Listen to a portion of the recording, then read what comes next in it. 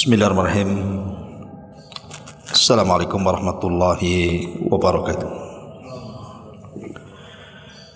Bihamdillah wassalatu wassalamu ala rasulillah wa ala alihi wa sahbihi wa mawalah wa la hawla wa la quwata illa billahi wa ba'du. Alhamdulillah, di pagi hari ini kita bisa lanjutkan kajian kita, masih membahas surah Asy-Syamsi. Allah Subhanahu wa taala berfirman di sini, A'udzubillahi minasyaitonir rajim. Bismillahirrahmanirrahim. Wasyamsi waduhaha wal qamari idza talaha wan nahari idza jallaha wal laili idza yaghshaha was-samaa'i wa ma banaha wal ardi wa ma tahaha wa nafsin wa ma sawwaha fa alhamaha ujuraha wa taqwaha. Demi matahari dan sinarnya di pagi hari, demi bulan apabila mengiringinya, demi siang apabila menampakkannya, demi malam apabila menutupinya, demi langit serta bangunannya, demi bumi serta penghamparannya, demi jiwa serta penyempurnaannya, dan dia mengilhamkan kepada jalan kejahatan dan juga jalan ketakwaan. Di sini Allah Subhanahu wa taala bersumpah dengan 7 perkara. Sering saya ulang-ulang, tidaklah Allah Subhanahu wa taala menjadikan sumpahnya dari makhluk-makhluknya kecuali karena makhluk itu punya keistimewaan tersendiri di hadapan Allah Subhanahu wa taala. Dan Allah Subhanahu wa taala terserah dia mau bersumpah dengan makhluk manapun. Tapi kita manusia tidak boleh bersumpah kecuali kepada Allah Subhanahu wa taala. Sebab kalau kita bersumpah kepada selain Allah, maka kita jatuh kepada kesyirikan. Kata Nabi sallallahu alaihi wasallam, "Man halafa bi ghairillahi faqad asyrak."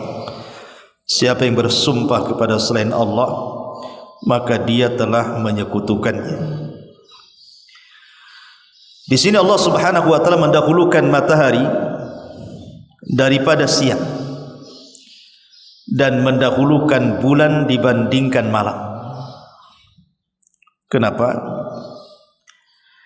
Ulama mengatakan didahulukannya matahari dibandingkan siang ataupun didahulukannya bulan dibandingkan malam menunjukkan bahwa matahari dan bulan ini memiliki kemuliaan yang luar biasa karena Allah dahulukan.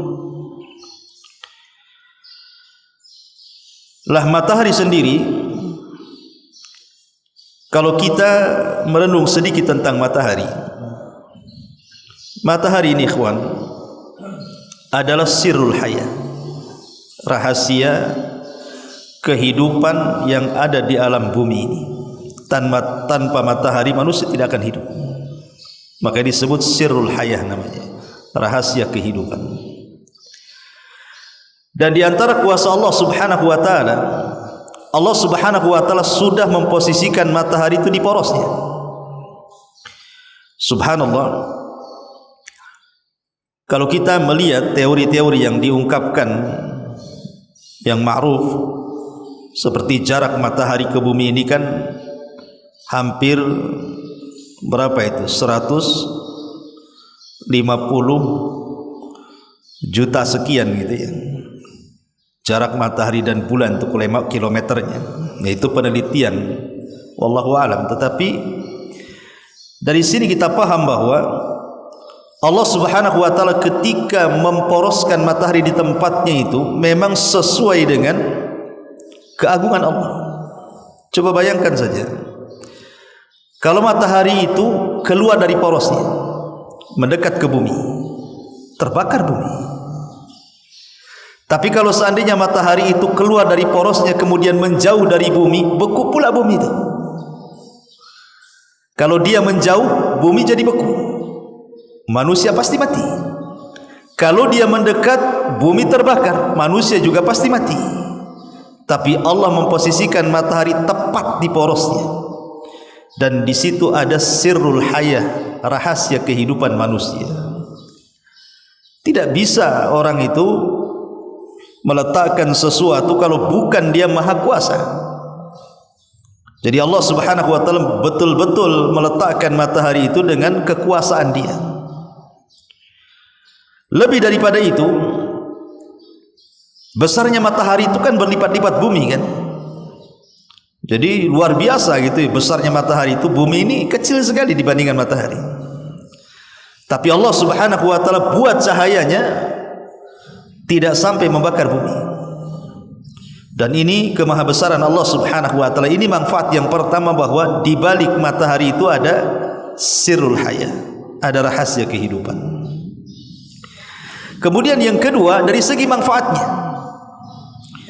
Anda bisa bayangkan kalau seandainya bumi ini digelapkan, tidak ada matahari, kira-kira PLN mana yang sanggup menerangi bumi? Coba PLN mana, genset segede apa bisa menerangi bumi seterang matahari? Enggak ada. Satu dunia dikumpulkan PLN itu enggak mampu menerangi bumi seperti Allah menerangi bumi dengan matahari. Dan itu menghemat kita. Listrik itu ada di malam hari saja. Di siang hari alhamdulillah kita padamkan listrik. Bahkan cahaya matahari jauh lebih terang dibandingkan cahaya listrik buatan manusia. Dan ini manfaatnya luar biasa.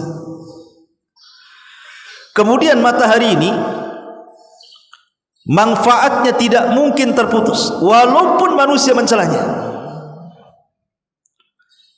Kita sering mendengar celaan manusia, kalau panas sedikit dicela, si panas saja, kapan hujan kan itu.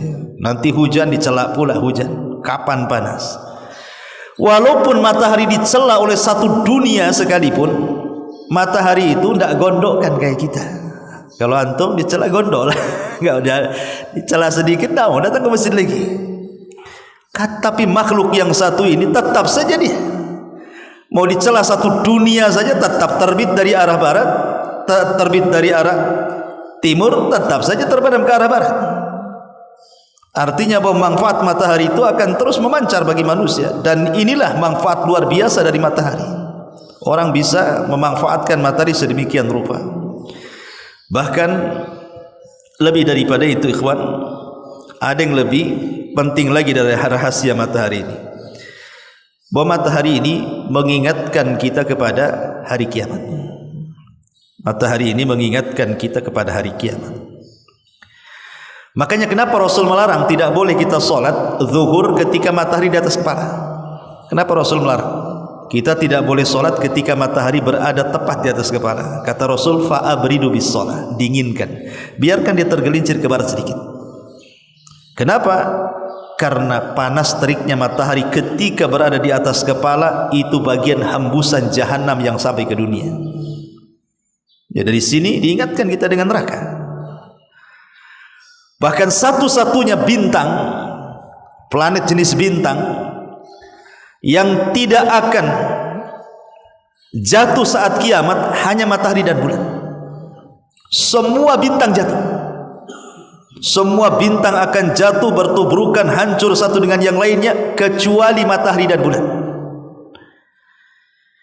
Sekarang kalau kita melihat matahari dan bulan itu tidak mungkin ketemu, karena setiap matahari terbenam datang pula bulan, nanti bulan pergi muncul pula matahari. Rasa-rasanya tidak mungkin ketemu bulan dengan matahari itu. Tapi kelak pada hari kiamat Allah akan jadikan satu. Wa jumi'a syamsu wal qamar, di mana Allah kumpulkan matahari dan bulan dan diletakkan di atas kepala 1 mil. Diletakkan di atas kepala 1 mil. Kapan itu? Ketika manusia dikumpulkan di padang mahsyar. Itulah makhluk satu-satunya yang tidak jatuh, dan dia akan berada di atas kepala kita 1 mil. Makanya kalau kita melihat matahari, teringat bahwa matahari itu kelak akan didekatkan 1 mil di atas kepala. Berarti dari sini adanya matahari itu diingatkan akan adanya kiamat. Kemudian apalagi manfaat matahari? Manfaat matahari itu ikhwan, menunjukkan kelemahan kita. Kita ini makhluk lemah. Siapa yang sanggup 1 jam memandang matahari tanpa ada penghalang, jangan pakai kacamata, pandang matahari, siapa yang sanggup? Tidak ada yang sanggup, ya kan? Jangankan matahari, antum di senter saja. Kita lagi nyetir mobil nih, ada mobil berlawanan dengan kita pakai lampu jarak jauh saja, silonya luar biasa. Itu baru lampu mobil tuh. Ini matahari. Orang tidak sanggup menatap lama matahari tuh. Kalau seandainya matahari bagian daripada makhluk Allah, kita sendiri sudah tidak sanggup. Bagaimana yang menciptakannya gitu maksudnya? Bagaimana dengan Allah Subhanahu wa taala? Kita tidak sanggup memandang matahari. Menunjukkan kita lemah, matahari itu kuat, dan zat yang menciptakan matahari jauh lebih kuat dibandingkan kita. Makanya ada istilah, kalau ada orang lemah, zat yang lemah bersandar kepada zat yang kuat, maka yang lemah itu akan kuat. Kalau zat yang lemah bersandar kepada yang lemah, maka zat yang lemah itu semakin lemah. Tapi kalau ada zat yang kuat justru bersandar kepada yang lemah, maka akan jatuh pamornya. Ketika kita bersandar kepada Allah Subhanahu wa taala, zat yang maha kuat yang menciptakan matahari, maka kita akan kuat. Karena zat yang kita sandari itu zat yang maha kuat. Tapi kalau kita bersandar kepada makhluk yang lemah selain zat yang kuat, selain Allah Subhanahu wa taala, maka kita akan lemah. Makanya ketika Nabi SAW melihat sahabat memegang jimat, gelang, kata Rasul, itu apa itu di tanganmu? Dari hadis Imran bin Husain, kata sahabat ini, gelang dari kuningan wahai Rasul. Kata Rasul, itu apa? Kata sahabat ini, minal wahida, untuk menghilangkan kelemahan penyakit yang ada di badan saya. Kata Rasul, inzi'ha fa innaha la taziduka illa wahdan. Buang, karena jimat itu tidak menambah kecuali kelemahan. Artinya ketika kita bersandar kepada zat yang lemah, bukan semakin kuat, tapi semakin lemah. Makhluk selain daripada Allah itu lemah, tidak perlu disandari. Apalagi tangkal, jimat, dukun, keramat, macam-macam, itu makhluk yang lemah. Yang lebih parahnya lagi, makhluk yang kuat bersandar pula kepada makhluk yang lemah. Seperti kita manusia bersandar kepada batu. Batu melemah, kita ini kuat daripada batu. Kok bersandar kepada yang lebih lemah lagi kan? Jatuh martabat kita. Maka bersandar itu hanya kepada zat yang kuat, Allah Subhanahu wa taala yang menciptakan matahari. Kalau kepada matahari saja kita tidak sanggup memandangnya, bagaimana zat Allah Subhanahu wa taala yang menciptakannya? Itulah di antara manfaat matahari dan banyak lagi. Wasyamsi wa duhaha. Wal qamari idza talaha, dan bulan apabila mengiringinya. Ma'asyiral muslimin yang dimuliakan Allah Subhanahu wa taala, bulan juga mengingatkan kita kepada hari kiamat, sama dengan matahari. Ingat ketika Rasul sallallahu alaihi wasallam menceritakan tentang ru'yatullah pada hari kiamat, bagaimana seorang muslim di sorga melihat Allah. Apa kata Rasul? Kata Nabi SAW, innakum satarawna rabbakum kama tarawna al-qamara laylata badri tamami. Kalian akan memandang Rabb kalian seperti kalian memandang bulan saat purnama-purnamanya. La tudhamuna syai'an li ru'yati. Kalian tidak akan berdesak-desak saat melihat Allah Subhanahu wa taala. Lihat Nabi SAW mempermisalkan memandang wajah Allah seperti memandang bulan. Di sini jangan dipahami bahwa Allah seperti bulan, bukan. Bukan itu. Maksudnya saat kita memandang bulan, siapa yang berdesak-desakan? Kan tidak ada orang berdesak-desakan memandang bulan. tinggal kita dongakkan saja nampak bulan tuh. Lain kalau kita lihat layar tancap di lapangan berdesak-desakan kan itu ya. Tapi memandang bulan tidak perlu bergerak, cukup pandangan ke atas gini nampak bulan. Begitulah Rasul samakan ketika kita melihat Allah di sorga seperti itu, tidak ada berdesak-desakan. Itu yang disamakan di sini. Bukan Allah seperti bulan, bukan begitu. Tapi yang disamakan cara memandangnya. Tapi ketika Nabi SAW mempermisalkan dengan bulan di sini, cara memandangnya, berarti kita diingatkan dengan ru'yatullah, bahwa satu hari kaum muslimin akan memandang Allah Subhanahu wa ta'ala. Dan matahari dan bulan juga selalu digerhanakan oleh Allah Subhanahu wa ta'ala. Namanya kusuf dan khusuf. Kalau kusuf matahari, kalau khusuf pakai kha bulan. Dua-duanya gerhana. Dan di zaman Nabi SAW pernah terjadi gerhana matahari total ya. Dan itu mengingatkan tentang dekatnya kiamat, karena di antara tanda-tanda kiamat besar adalah khusuf. Khusuf itu kalau diarahkan ke bumi gempa artinya, tapi kalau diarahkan ke langit artinya gerhana. Kemudian Allah mengatakan wan nahari idza jallaha wal laili idza yaghshaha, dan demi siang apabila menampakkannya dan demi malam apabila menutupinya kegelapannya. Maksudnya kemarin sudah kita singgung ketika bicara tentang suratul Lail, bahwa siang itu hanya ada di bumi. Ingatnya siang itu hanya ada di bumi. Di planet lain tidak ada siang ya. Kita bayangkan di alam semesta ini ada galaksi, berbagai macam galaksi. Bumi ini makhluk kecil dibandingkan planet-planet yang lainnya, tetapi yang ada siang itu cuma di bumi saja. Artinya secara keseluruhan alam semesta ini gelap. Yang diterangi itu hanya bumi saja. Yang ada siang itu hanya di bumi saja. Kenapa? Karena hanya di bumi inilah kehidupan manusia. Di planet lain tidak ada kehidupan manusia. Adapun cerita alien-alien itu orang barat saja itu. Ketemu aja tidak. Mereka buat film saja, alien itu tidak lepas dari kuping panjang, ada antennya, kepala besar gitu. Itu kan imajinasinya orang barat tuh. Ketemu aja enggak tuh. Makhluk itu yang ada hanya di bumi, karena Allah yang mengatakan inni ja'ilun fil ardi, aku jadikan di bumi khalifah Adam dan turunannya. Allah tidak katakan di planet mana, tidak ya. Jadi hanya di bumi, makanya yang diterangi itu hanya di bumi saja, karena disitulah makhluk Allah Subhanahu wa ta'ala.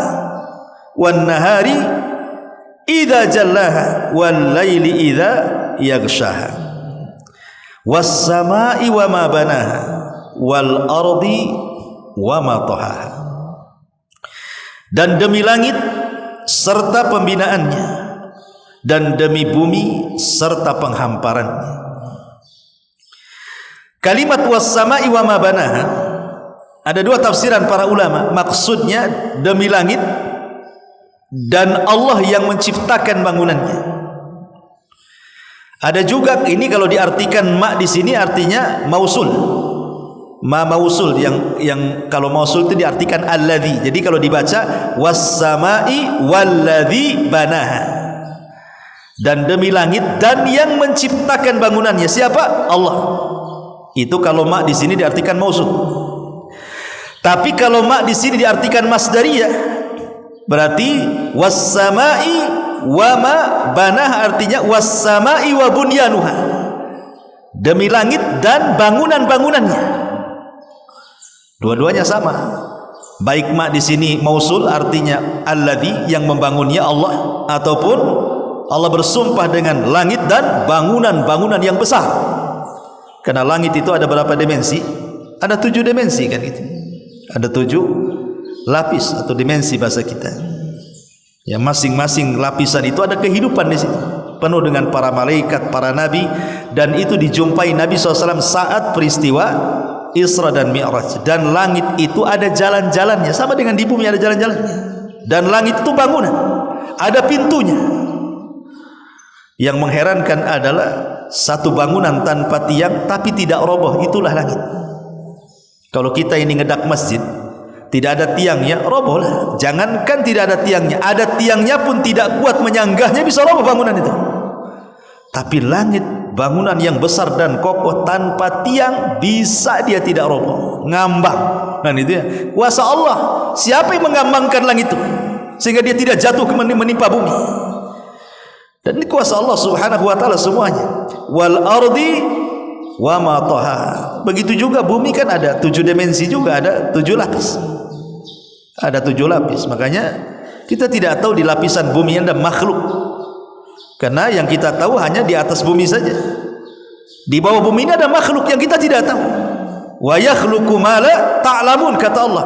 Dan Allah menciptakan makhluk yang kalian tidak tahu. Boleh juga ada di lapisan bumi itu ada makhluk kita tidak tahu. Siapa makhluk-makhluk ini? Dan ini kuasa Allah Subhanahu wa taala. Karena Allah mengatakan wa nafsi wa nafsin wa masawwaha. Demi jiwa serta penyempurnaannya. Apa maksud jiwa di sini? Pertama, ahli tafsir mengatakan yang dimaksud jiwa itu artinya raga manusia. Jadi Allah bersumpah dengan raga manusia dari kepala sampai kaki. Bagaimana Allah Subhanahu wa taala ciptakan sedemikian rupa manusia dengan sangat sempurna peletakannya. Mata di mana, hidung di mana, telinga di mana, leher di mana, tangan di mana, badan di mana, kaki di mana, rambut di mana, semua sempurna. Mana yang basah, mana yang kering. Ya, darah saja berbagai macam tuh, ada darah merah, ada darah putih gitu kan. Belum lagi persendiannya. Siapa yang mampu membentuk manusia sedemikian rupa kalau bukan Allah Azza wa Jalla? Seimbang. Jari-jarinya sama, kiri kanan sama, telinga juga sama pendengarannya, mata juga sama penglihatannya, kaki juga bergerak dengan sama seimbangnya. Siapa yang menciptakan ini kalau bukan Allah? Kenapa kuping ditaruh sebelah sini, kenapa mata sebelah situ, kenapa hidung sebelah sini? Siapa yang meletakkan sesempurna itu kalau bukan Allah? Allah hendak bersumpah dengan raga, wa nafsin wa masawwaha, demi jiwa serta penyempurnaannya. Ada yang mentafsirkan wa nafsin di sini maksudnya khusus kepada ruh. Jadi Allah bersumpah dengan ruh. Karena ruh itu makhluk yang lebih mulia dibandingkan badan itu sendiri. Badan ini kenapa mulia? Karena ada ruhnya. Kalau ruh dicabut, badan itu sudah tidak mulia lagi. Coba saja kita lihat ada orang mati, dibiarkan dia 1 minggu. Kira-kira apa yang terjadi dengan badan itu? Jadi bangkai dia. Bau, tidak ada orang mendekatinya. Walaupun dia jasad presiden, jasad menteri, jasad orang kaya, jasad ulama sekalipun, kalau tanpa ruh enggak ada manfaatnya. Sehingga jasad itu menjadi mulia karena ada ruhnya di situ. Kalau ruh sudah dicabut, selesailah jasad itu.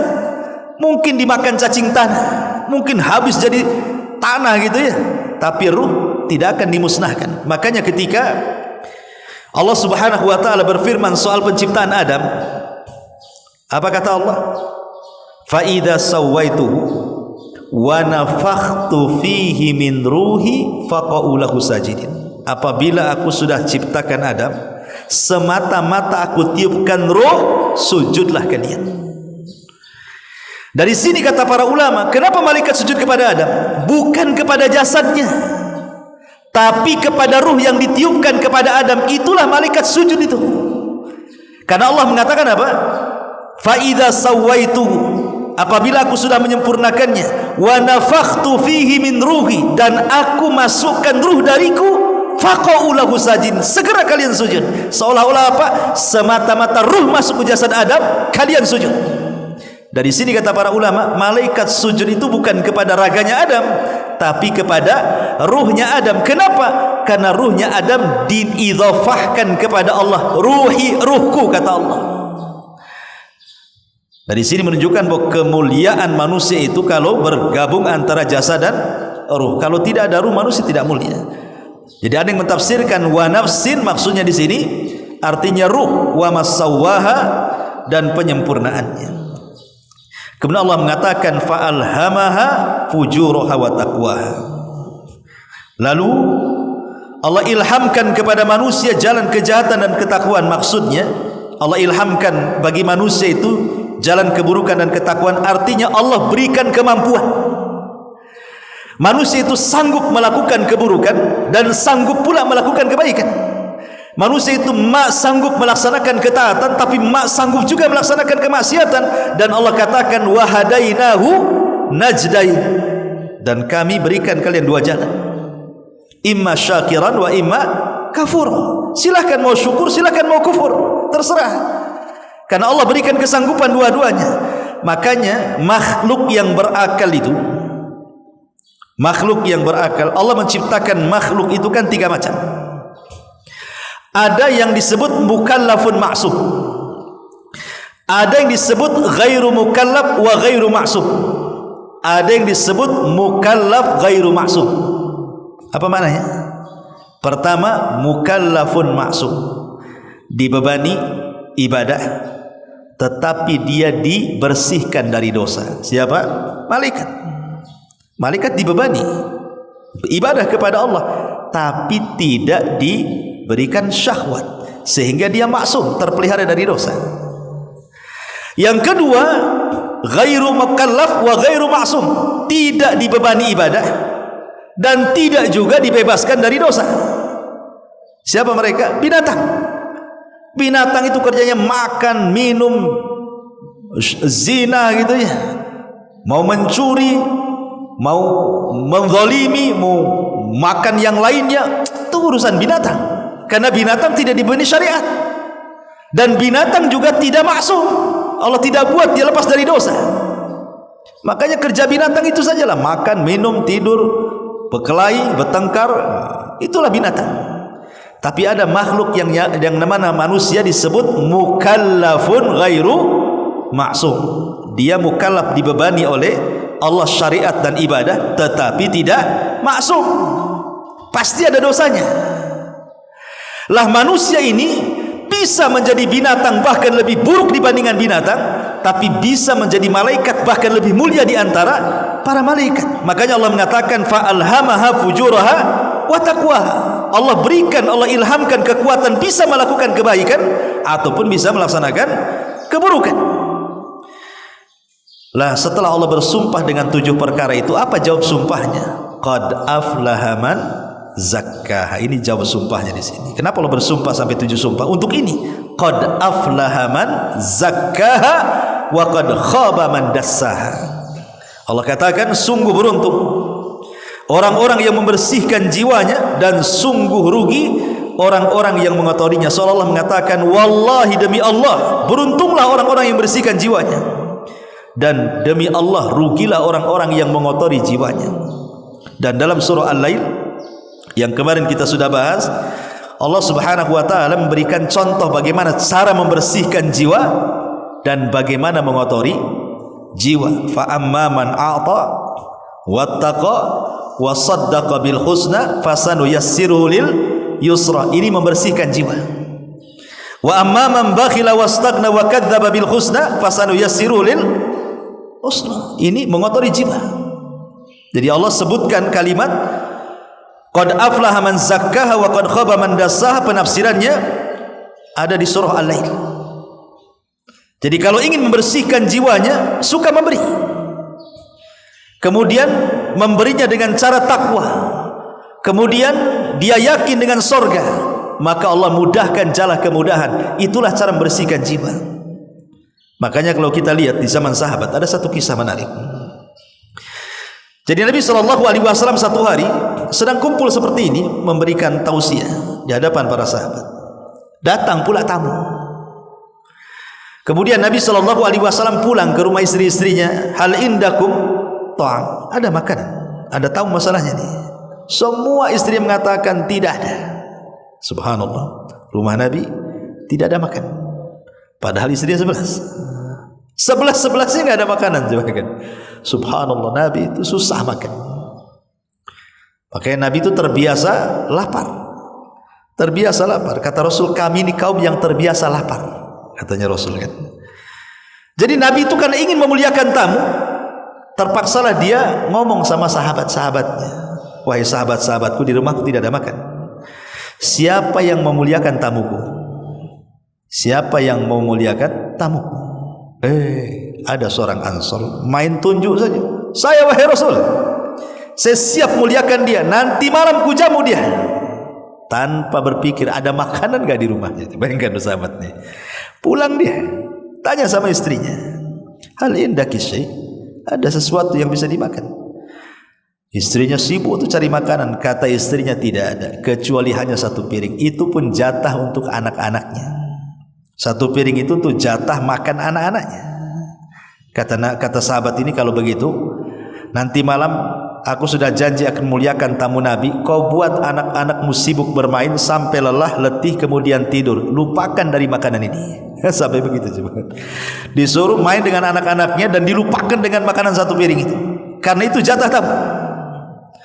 Setelah datang malam hari, ingat memuliakan tamu itu harus ikut satu meja. Bukan kayak antum ada tamu, makan, saya pergi dulu. Bukan gitu.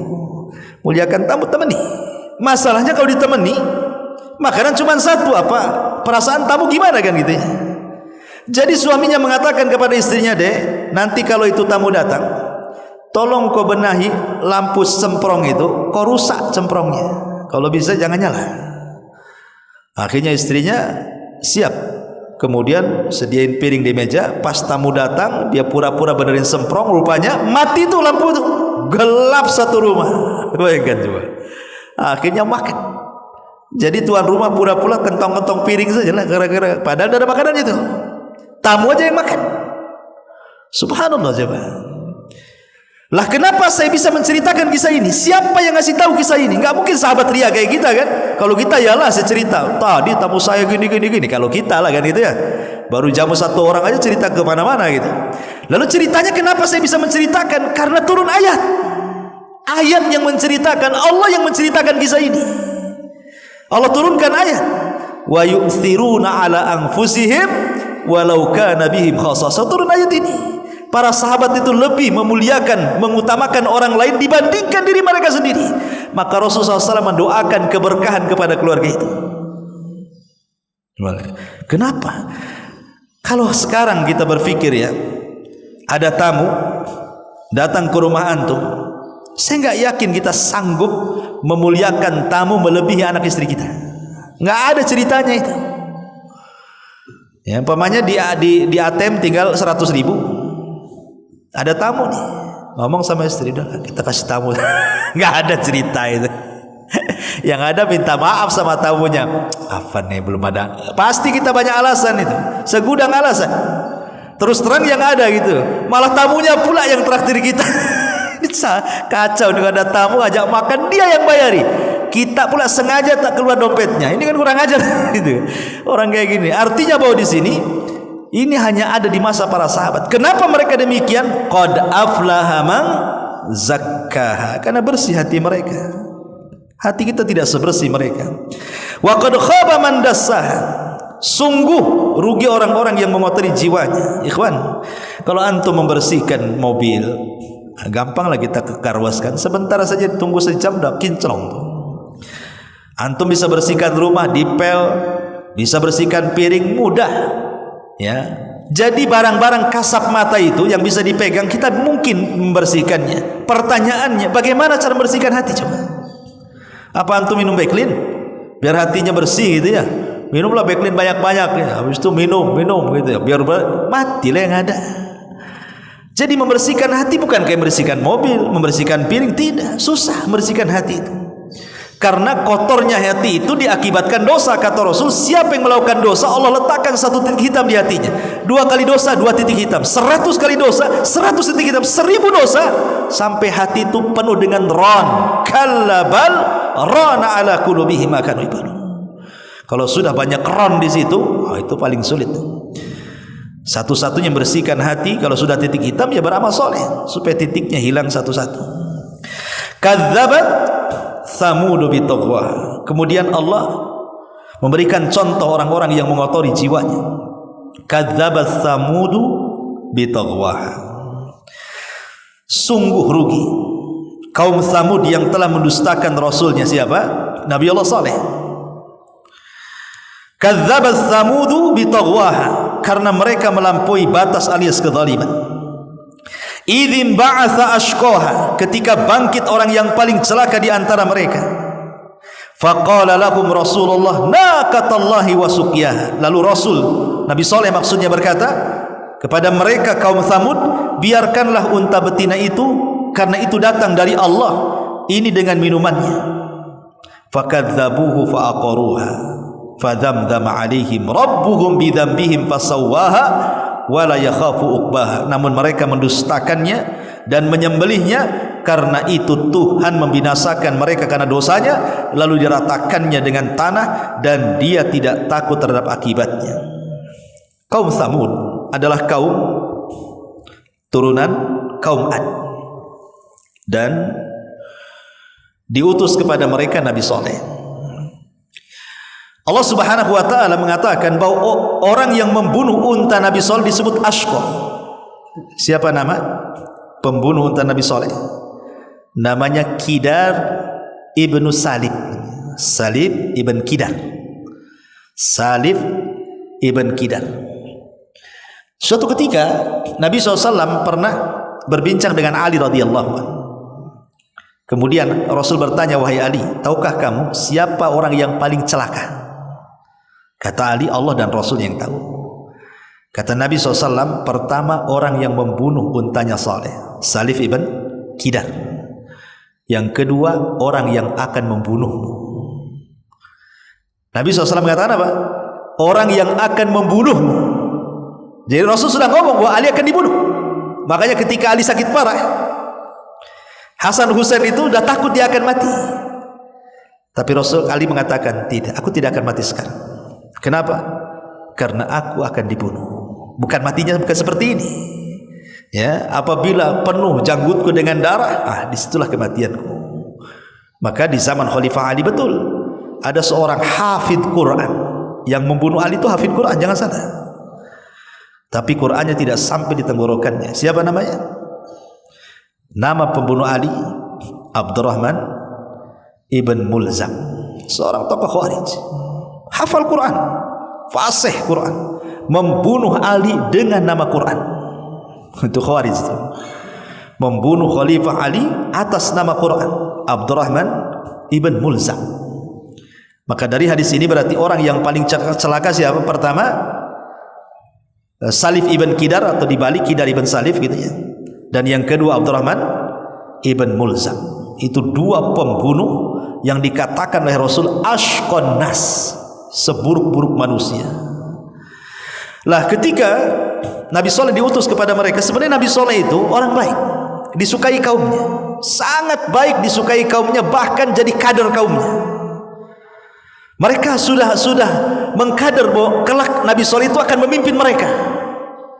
Tapi setelah kemudian Allah Subhanahu wa taala mengutus Nabi Saleh jadi nabi, mulailah mereka mengingkari Nabi Saleh. Kemudian karena mereka juga orang yang hidup di bebatuan, salah satu kehebatan mereka suka membuat kemah-kemah, kemudian istana-istana dipahat dari bebatuan dan begitu seterusnya, sehingga mukjizatnya juga ada kait dengan batu. Sehingga ketika mereka mengatakan, ya Saleh, kalau seandainya engkau nabi, tolong keluarkan unta dari batu ini, katanya. Ya. Akhirnya Nabi Saleh bukan menolak, dia berdoa kepada Allah, betul-betul keluar unta dari batu. Bukan satu unta, tapi usyara, unta bunting yang siap melahirkan. Di usyara itu maksudnya unta yang bunting 10 bulan. Jadi keluar dari batu langsung melahirkan, gitu maksudnya. Coba bayangkan permintaannya, unta usyara, dan Allah kabulkan. Dan unta itu besar. Dari mana kita tahu besarnya? Karena air susunya bisa untuk diminum banyak kabilah. Kan Tsamud ini kan berkabilah-kabilah. Jadi semua kabilah itu satu hari bisa minum dari air susu unta itu. Padahal unta itu cuma satu. Kalau nggak gede nggak mungkin lah kan gitu. Berarti unta itu besar. Tetapi Allah Subhanahu wa taala takdirkan ada yang hasad. Jadi ada seorang wanita hasad kepada Nabi Saleh, punya anak perempuan. Kemudian menawarkan, siapa yang mau dengan anakku, maka silahkan, tapi maharnya kepala untanya Saleh. Ya, akhirnya Kidar ibn Salib datang, siap meminang wanita itu. Maharnya apa? Membunuh unta Nabi Saleh. Dibunuh unta Nabi Saleh. Akhirnya kemudian Allah Subhanahu wa taala azab mereka. Maka Allah mengatakan, fadzamdama alaihim rabbuhum bidzambihim fasawwah. Allah utus Jibril sekali teriakan, mati semua di rumah-rumah mereka. Dan itu azab kaum Tsamud yang Allah Subhanahu wa taala azab mereka, dan kaum Tsamud masih ada bekas-bekasnya. Ya, peninggalan-peninggalan sampai hari ini masih ada gitu ya. Dan itu menunjukkan kebenaran kisah daripada Al-Qur'an. Subhanakallahumma bihamdika asyhadu an la ilaha illa anta astaghfiruka wa atubu ilaik. Allah taala. Assalamualaikum warahmatullahi wabarakatuh.